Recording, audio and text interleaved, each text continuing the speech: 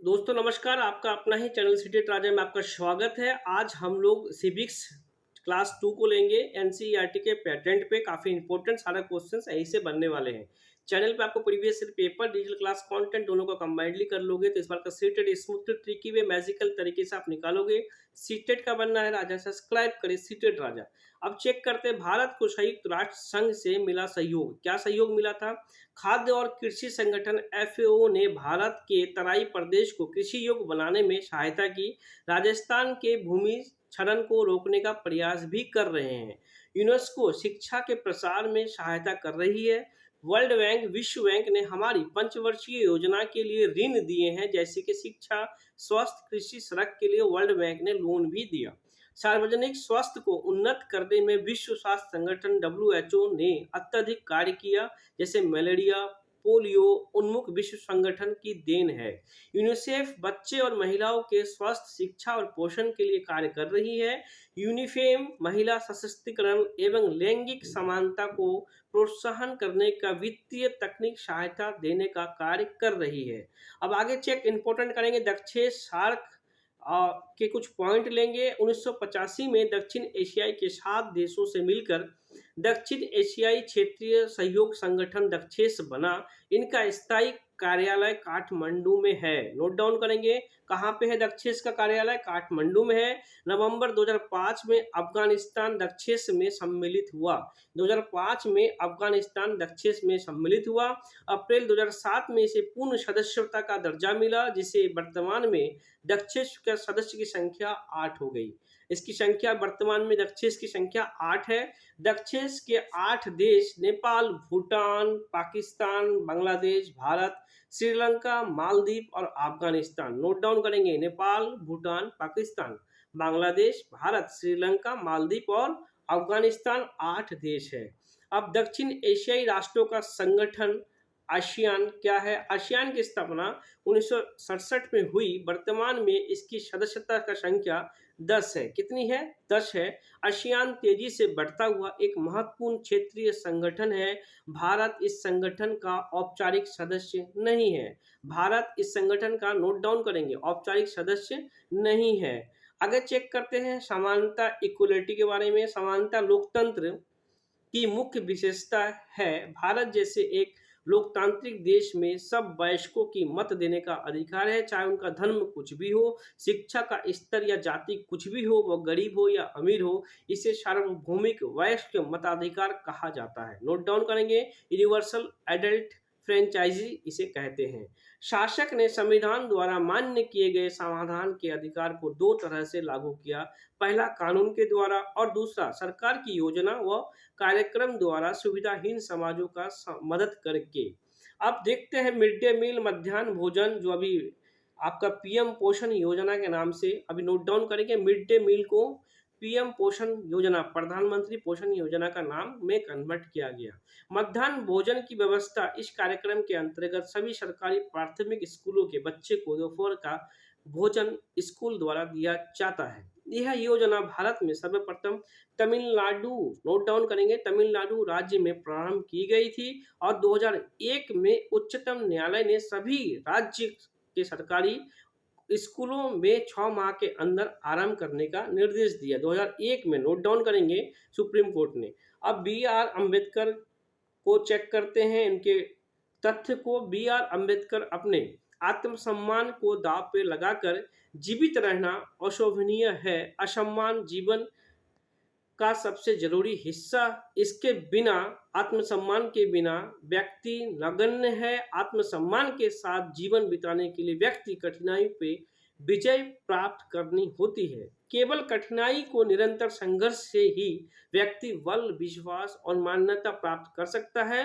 मनुष्य नाशवान है। हर व्यक्ति को किसी न किसी दिन मरना है, परंतु व्यक्ति यह संकल्प कर लेना चाहिए कि वह अपने जीवन में बलिदान, आत्मसम्मान एवं उच्च आदर्शों को विकसित करे और मानव जीवन को बेहतर बनाने में करेगा। किसी साहसी व्यक्ति के लिए आत्मसम्मान रहित जीवन जीने का अधिक अशोभनीय और कुछ भी नहीं है। उन्होंने दलितों के बारे में क्या कहा, नोट चेक करेंगे।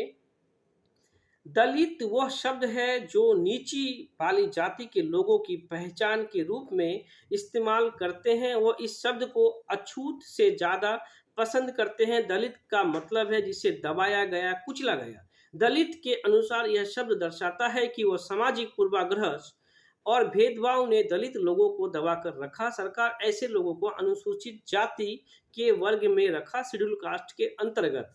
जाति के आधार पर कक्षा में किसी बच्चे को दूसरे बच्चे से अलग बैठाना भेदभाव का एक रूप है। डॉक्टर भीमराव अंबेडकर को भारतीय संविधान के पिता एवं दलित के सबसे बड़ा नेता के रूप में माना जाता है। डॉक्टर अंबेडकर ने दलित समुदाय के अधिक अधिकारों के लिए लड़ाई लड़ी। उनका महार जाति में जन्म हुआ था। नोट डाउन करेंगे, महार जाति में उनका जन्म हुआ था जो कि अछूत मानी जाती थी। महार लोग गरीब होते थे, उनके पास जमीन नहीं होती थी, उनके बच्चे को भी वही काम करना पड़ता था जो खुद वह करते थे। उनके गांव के बाहर रहना पड़ता था और गांव के अंदर आने की इजाजत नहीं होती थी। उन्होंने धर्म परिवर्तन करके बौद्ध धर्म भी अपनाया। उनका मानना था दलित को जाति प्रथा के खिलाफ अवश्य लड़ना चाहिए। अब देखेंगे ओम प्रकाश वाल्मीकि के कुछ तथ्य को नोट डाउन करेंगे। ओम प्रकाश वाल्मीकि 1950-2013 का एक प्रसिद्ध दलित लेखक है। अपनी आत्मकथा जूठन नोट डाउन करेंगे। उनकी आत्मकथा क्या थी? जूठन में वो लिखते हैं, स्कूल में दूसरे से दूर बैठना पड़ता था, वह भी जमीन पर। अपने बैठने की जगह तक आते जाते चटाई छोटी पड़ जाती थी। कभी कभी एकदम पीछे दरवाजे के पास बैठना पड़ता था जहां से बोर्ड पे लिखे अक्षर धुंधले दिखते थे। कभी बिना कारण के पिटाई भी कर देते थे। इस प्रकार का व्यवहार के कारण ओम प्रकाश के पिता ने स्कूल मास्टर से कहा, मास्टर हो इसीलिए जा रहा हूँ, पर इतना याद रखना मास्टर, ये यही पढ़ेगा और इसी मदरसे में, और यो ही नहीं इसके बाद और भी पढ़ेगा। ये कितना मोटिवेशन लाइन है, नोट डाउन करेंगे। अब देखेंगे रोज पॉक्स के बारे में। रोज पॉक्स एक अफ्रीकी अमेरिकन औरत जिनकी एक विद्रोही प्रतिक्रिया ने अमेरिकी इतिहास की दिशा बदल दी। 1 दिसंबर 1955 को दिन भर काम करके थक जाने के बाद बस उन्होंने अपने सीट पर गोरे व्यक्ति को देने से मना कर दिया। उस दिन उनके इनकार से अफ्रीकी अमेरिकन के साथ असमानता को लेकर विशाल आंदोलन प्रारंभ हो गया, जो नागरिक अधिकार आंदोलन सिविल राइट्स मूवमेंट कहलाता है। 1964 के नागरिक अधिकार अधिनियम के नस्ल धर्म राष्ट्रीय मूल आधार पर भेदभाव का निषेध है। नोट डाउन करेंगे, 1964 नागरिक अधिकार अधिनियम में नस्ल धर्म और राष्ट्रीय मूल के आधार पर भेदभाव निषेध है। अब देखेंगे भारत के कुछ संविधान अनुच्छेद 15 का कुछ आर्टिकल्स 15 में क्या है? धर्म, मूल, वंश, जाति, लिंग, जन्मस्थान के आधार पर विभेद प्रति निषेध है। राज्य किसी नागरिक सिर्फ केवल धर्म, मूल, वंश, जाति, लिंग, जन्मस्थान या इनमें से किसी के आधार पर कोई विभेद नहीं करेगा। और 2 चेक करेंगे, कोई नागरिक केवल धर्म, मूल, वंश, जाति, लिंग, जन्मस्थान या इनमें से किसी के आधार पर उसका पाठ क दुकान, सार्वजनिक भोजनालय, होटल, सार्वजनिक मनोरंजन के स्थान में प्रवेश या पूर्णतः भाग राज्य निधि में पोषित या साधारण जनता के प्रयोग के लिए समर्पित कुएं, तालाब, स्नान घाट, सड़क, सार्वजनिक समागम के स्थानों का उपयोग के संबंध में किसी भी निर्योग्य दायित्व निर्बंधन या शर्त के अधीन नहीं होगा। सांसद हमारे लोकतंत्र का आधार स्तंभ है। हम अपने निर्वाचित प्रतिनिधियों के माध्यम से उन्हें प्रतिनिधित्व करते हैं। नोट डाउन करेंगे, पूरे देश के लिए कानून संसद में ही बनाए जाते हैं। संचारीय बीमारियां पानी के द्वारा एक व्यक्ति से दूसरे व्यक्ति में लगती है। इन बीमारियों में 21% जल जनित होती है, जैसे कि हैजा, पेट के कीड़ा, हेपेटाइटिस बी। अब कुछ हेल्थ स्वास्थ्य सेवाएं को चेक करेंगे, नोट डाउन करेंगे। स्वास्थ्य सेवाओं को,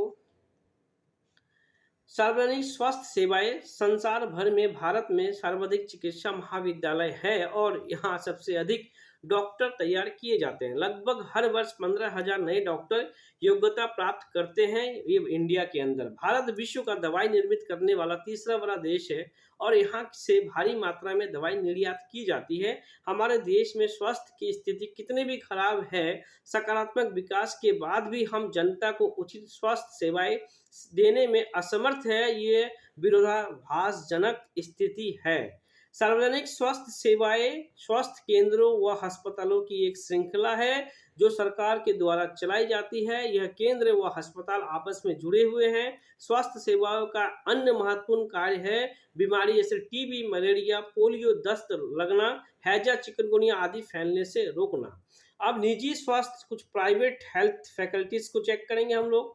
हमारे देश में कई निजी स्वास्थ्य सेवाएं पाई जाती है। बड़ी संख्याओं में डॉक्टर अपने निजी दवाखाने चलाते हैं।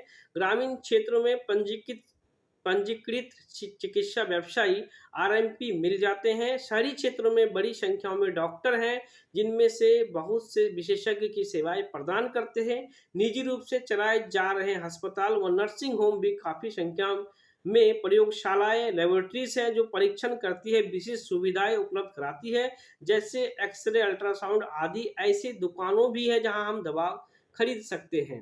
अब केरल का कुछ अनुभव को लेंगे दोस्तों, काफी इंपॉर्टेंट है, और कोस्टा रिका को भी लेते हैं। केरल का अनुभव 1996 में केरल सरकार ने राज्य में कुछ महत्वपूर्ण परिवर्तन किए। राज्य के पूरे बजट का 40% पंचायत को दे दिया गया। इससे पंचायतों में अपनी आवश्यकताओं का योजनाबद्ध कर उनकी पूर्ति कर सकता है।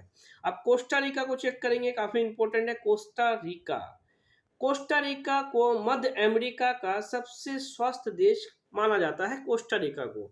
इसका मुख्य कारण है उनके संविधान में निहित है। कई वर्ष पहले कोस्टा रिका ने एक बहुत महत्वपूर्ण निर्णय लिया था कि देश में सेना नहीं रखेंगे।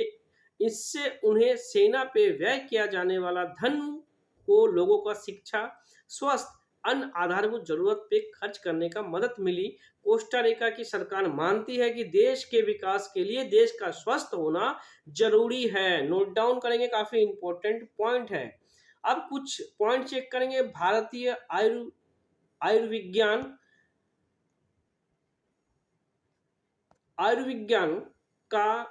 आयुर्विज्ञान नैतिक संहिता कहता है जहां तक संभव हो प्रत्येक चिकित्सक को औषधि में जेनरिक नाम ही उपचार पर्ची में लिखना चाहिए। सुनिश्चित करना चाहिए कि यह युक्त और उपयुक्त रूप में हो। जेनरिक नाम की दवाइयों में रासायनिक नाम का दवाइयां प्रयुक्त सामग्री की पहचान करने में मदद करे, वो विश्व स्तर में मान्यता प्राप्त हो। उदाहरण के लिए एसिटाइल सैलिसाइलिक एसिड, एस्पिरिन या जेनरिक नाम है। अब कुछ टैक्स को लेके दोस्तों, टैक्स के बारे में कुछ इंपॉर्टेंट पॉइंट देखेंगे। सरकार कर से प्राप्त धन का उपयोग विभिन्न प्रकार के सार्वजनिक सेवाएं, पब्लिक सर्विस को मुहैया करवाने में खर्च करती है जिससे सभी नागरिक को फायदा होता है। प्रतिरक्षा, पुलिस, न्यायिक व्यवस्था, राजमार्ग इत्यादि कुछ सेवाएं से सभी नागरिकों को लाभ होता है, अन्यथा इन सेवाओं की व्यवस्था स्वयं नागरिक नहीं कर सकते हैं। करों से ही कुछ विकासात्मक डेवलपमेंट कार्यक्रम एवं सेवाएं उपलब्ध होती है जैसे शिक्षा, स्वास्थ्य, रोजगार, सामाजिक कल्याण, व्यावसायिक प्रशिक्षण इत्यादि, जिससे जरूरतमंद नागरिकों को लाभ मिले। करों से प्राप्त धन का उपयोग कुछ प्राकृतिक आपदाएं जैसे बाढ़, भूकंप, सुनामी आदि मामलों में राहत एवं पुनर्वास के लिए भी किया जाता है। अंतरिक्ष, परमाणु एवं प्रक्षेपास्त्रों से संबंधित कार्यक्रम को भी कर द्वारा प्राप्त राजस्व से ही चलाया जाता है। आगे कुछ पॉइंट विधानसभा के बारे में देखेंगे, इंपॉर्टेंट पॉइंट है, नोट डाउन करेंगे। विधानसभा के सदस्य को विधायक, एमएलए कहते हैं। नोट डाउन करेंगे, विधानसभा के सदस्य को विधायक, एमएलए कहा जाता है। MLA member of legislative assembly का संक्षिप्त रूप है। हिमाचल प्रदेश की विधानसभा में विधायकों का 68 निर्वाचन क्षेत्र है। नोट डाउन करेंगे, हिमाचल प्रदेश में कितना है, 68 है। राज्य का प्रमुख राज्यपाल कहलाता है। राज्य का जो प्रमुख है वो राज्यपाल कहलाता है। उनकी नियुक्ति केंद्र सरकार द्वारा सुनिश्चित करने के लिए की जाती है कि राज्य सरकार संविधान के नियम, अधिनियमों के अनुसार अपना कामकाज करेंगे। ये सीटेट में आ चुका है। राज्य का प्रमुख कौन है, राज्यपाल है। चुनाव के बाद राज्य का राज्यपाल मुख्यमंत्री और अन्य मंत्रियों की नियुक्ति करवाता है। कई बार सत्ताधारी दल किसी एक पार्टी का न होकर कई पार्टियों से मिलकर बनता है। इस अहम गठबंधन का सरकार भी कहते हैं। विधानसभा ऐसा स्थान होता है जहां सभी विधायक, चाहे वो सत्ताधारी दल के हो या अथवा विरोधी दल के हो, विभिन्न विषयों पे चर्चा करने के लिए एकत्रित होते हैं। विधानसभा की बहस में विधायक अपनी राय व्यक्त कर सकते हैं, संबंधित विषय पे प्रश्न पूछ सकते हैं या सुझाव दे सकते हैं। इसके बाद मंत्री प्रश्नों के उत्तर देते हैं और सदन को आश्वस्त करते हैं कि जरूरत कदम उठाए जा रहे हैं। मुख्यमंत्री तथा अन्य मंत्रियों को निर्णय लेने होते हैं। हालांकि जो भी निर्णय लिए जाते हैं उन्हें विधानसभा के सदस्य द्वारा अनुमोदित किया जाना होता है। लोकतंत्र में विधानसभा सदस्य, मंत्रियों और मुख्यमंत्रियों से प्रश्न पूछा जाता है। आगे चेक करेंगे गवर्नमेंट, सरकार।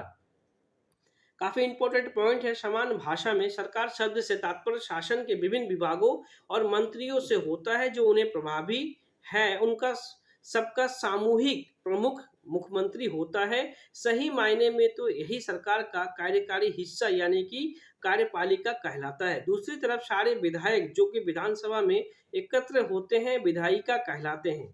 निर्वाचन क्षेत्र, इसका तात्पर्य है एक निश्चित क्षेत्र से है जहां रहने वाले सब मतदान अपना प्रतिनिधि चुनते हैं। उदाहरण के लिए यह कोई पंचायती या वार्ड या क्षेत्र हो सकता है जो विधानसभा सदस्य को चुनते हैं। नोट डाउन करेंगे। अब देखेंगे सामूहिक द्वीप प्रशांत महासागर, हरियाणा और तमिलनाडु के कुछ पॉइंट्स को चेक करेंगे। सामोआ द्वीप प्रशांत महासागर के दक्षिण में स्थित छोटे छोटे द्वीप के समूह का एक भाग है। हरियाणा व तमिलनाडु की महिलाएं जिनका सर्वेक्षण किया गया, घर के अंदर व बाहर दोनों जगह काम करती है। इन्हें प्राय महिलाओं के काम दोहरे बोझ के रूप में जाना पड़ता है। पूरे देश में कई गांवों में शासन ने आंगनबाड़ियों और बालवाड़ियों ने खोली है। शासन ने एक कानून बनाया है जिसके तहत यदि किसी संस्था महिला कर्मचारी की संख्या 30 से अधिक है तो उसे वैधानिक रूप से बालवाड़ी क्रैश की सुविधा दी जाएगी। नोट डाउन करेंगे। आगे कुछ महिलाओं का कार्य चेक कर लेते हैं, काफी इंपॉर्टेंट पॉइंट है। भारत में 83.6% महिलाएं खेती में काम करते हैं। उनके काम में पौधे रोपना, खरपतवार निकालना, फसल काटना और कुटाई करना भी शामिल है। रेल का इंजन आदमी चलाते हैं, पर झारखंड में एक गरीब आदिवासी परिवार 27 वर्षीय महिला लक्ष्मी लाकड़ा ने इस धारा का रुख बदल दिया। उत्तरी रेलवे की वह पहली महिला इंजन चालक है। कितना इंपॉर्टेंट पॉइंट है। रामबाई महिला शिक्षा के योद्धा, स्वयं कभी स्कूल नहीं गई पर अपने माता पिता से उन्होंने पढ़ना लिखना सीखा। उन्होंने पंडिता की उपाधि ली। रामबाई को किसकी उपाधि मिली? पंडिता की उपाधि मिली। नोट डाउन करेंगे। उनको पंडिताई की उपाधि मिली, दी गई क्योंकि उनको संस्कृत पढ़ना लिखना जानती थी और उस समय की औरत के लिए बहुत बड़ी उपलब्धि थी।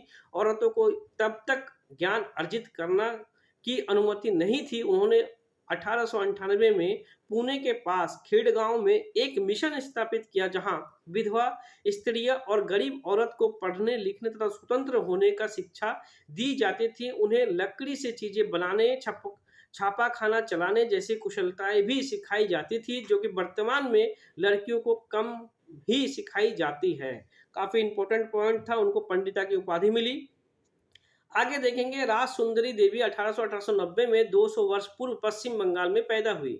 60 वर्ष के अवस्था में उन्होंने बंगला भाषा में अपनी आत्मकथा लिखी। उनकी पुस्तक आमार जीवोन किसी भारतीय महिला द्वारा लिखित पहली आत्मकथा है। राम सुंदरी देवी एक धनवान जमींदार परिवार की गृहिणी थी। उस समय के लोगों का विश्वास था यदि लड़की लिखती पढ़ती तो वह पति के लिए दुर्भाग्य लाती है और विधवा हो जाती है। इसके बावजूद उन्होंने अपना शादी के बाद बहुत समय स्वयं ही छुप छुप लिखना पढ़ना सीखा। नोट डाउन करेंगे, काफी इंपॉर्टेंट पॉइंट है। अब देखेंगे रुकैया सखावत हुसैन, लेडी लैंड का उनका सपना। रुकैया सखावत हुसैन अंग्रेजी भाषा के कौशल का अभ्यास करने के लिए उन्होंने एक उल्लेखनीय कहानी लिखी जिसका शीर्षक था सुल्ताना का संवयन। कहानी में सुल्ताना नामक एक स्त्री की कल्पना की गई जो कि लेडीलैंड के नाम से एक जगह पहुंचती है। लेडीलैंड ऐसा स्थान था जहां एक स्त्री को पढ़ने, काम करने और आविष्कार करने की स्वतंत्रता थी। रुकैया सुखावत हुसैन उस समय स्त्रियां के हवाई जहाज और कार चलाने का स्वप्न माने कि सपना देखती थी। जब लड़कियों को स्कूल जाने की अनुमति नहीं थी, उस समय वो हवाई जहाज चलाने का सपना देखती थी। सन 2006 में एक कानून बना है जिससे घर के अंदर शारीरिक और मानसिक हिस्सा का भोग रही औरतों को कानूनी सुरक्षा दी जाएगी। 2006 में यह कानून बना, नोट डाउन करेंगे। अब महिला आंदोलन का कुछ पॉइंट देख लेंगे। न्याय के अन्य मुद्दे व औरतों के साथ बंधुत्व व्यक्त करना भी महिला आंदोलन का एक हिस्सा है। हर साल 14 अगस्त को वाघा के भारत पाकिस्तान की सीमा पर हजारों लोग इकट्ठा होते हैं। वाघा बॉर्डर पे एक सांस्कृतिक कार्यक्रम आयोजित की जाती है।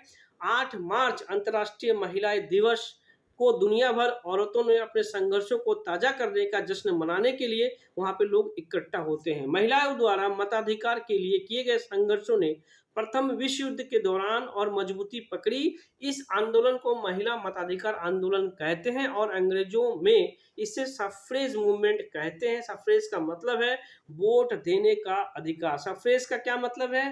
वोट देने का अधिकार। अमेरिका में औरतों को वोट देने का अधिकार 1920 में मिला, जबकि इंग्लैंड में औरतों को यह अधिकार कुछ सालों के बाद 1928 में वोट देने का अधिकार मिला। नोट डाउन करेंगे। आगे कुछ पॉइंट हम लोग लेंगे दोस्तों अगले वीडियो में, मीडिया के बारे में और व्यापारी के बारे में। दोस्तों चैनल पे बने रहें। यहाँ पे 2011 से लेकर 21 तक का प्रीवियस ईयर पेपर और डिजिटल क्लास कंटेंट दोनों को कंबाइनली कर लेंगे। इस बार का सीटेट स्मूथ ट्रिकी पे मैजिकल तरीके से फर्स्ट अटेम्प्ट में निकालोगे। सीटेट का बनना है राजा, सब्सक्राइब करें सीटेट राजा। जय हिंद, जय भारत।